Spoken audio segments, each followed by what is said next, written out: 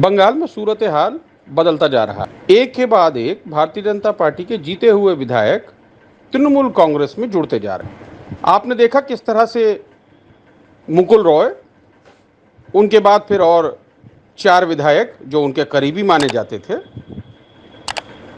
और उसके बाद फिर 2 एमपी। इसी कड़ी में एक और नया नाम जुड़ा है जो देश की राजनीति में इस वक्त अच्छा खासा बड़ा नाम बन चुका है। जी, हम बात कर रहे हैं फिल्म सिंगर बाबुल सुप्रियो की।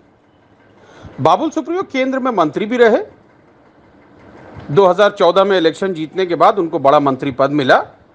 वो एमओएस अर्बन डेवलपमेंट मंत्री रहे। उसके बाद फिर 19 में जीते और फिर मंत्री बनाए गए। दोनों ही बार ये बंगाल के आसनसोल से जीते थे।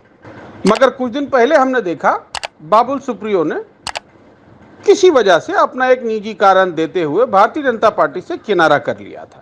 हालांकि उस जमाने में उन्होंने ये जरूर कहा था कि वो किसी दूसरी पार्टी में शामिल नहीं होंगे और पॉलिटिकल रिटायरमेंट की तरफ बढ़ रहे हैं, यानी कि और कोई दूसरा राजनीतिक दल ज्वाइन नहीं करेंगे।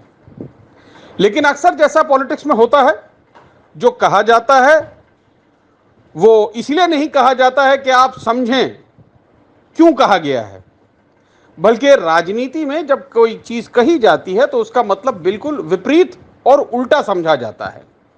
तो इसी कड़ी को इसी संदर्भ में सोचते हुए बाबुल सुप्रियो आज तृणमूल कांग्रेस में शामिल हो गए।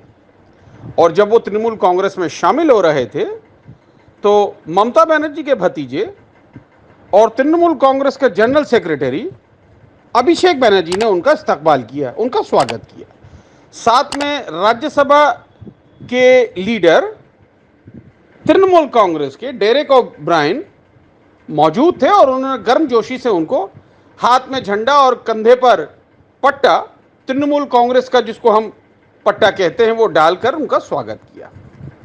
तो अब ये मोहब्बत कितने दिन चलेगी, कैसे रहेंगे हालात, बाबुल सुप्रियो कितना एडजस्ट कर पाएंगे एक नए माहौल में, ये सारी चीजें हमको आस्ते आस्ते पता चलेंगी।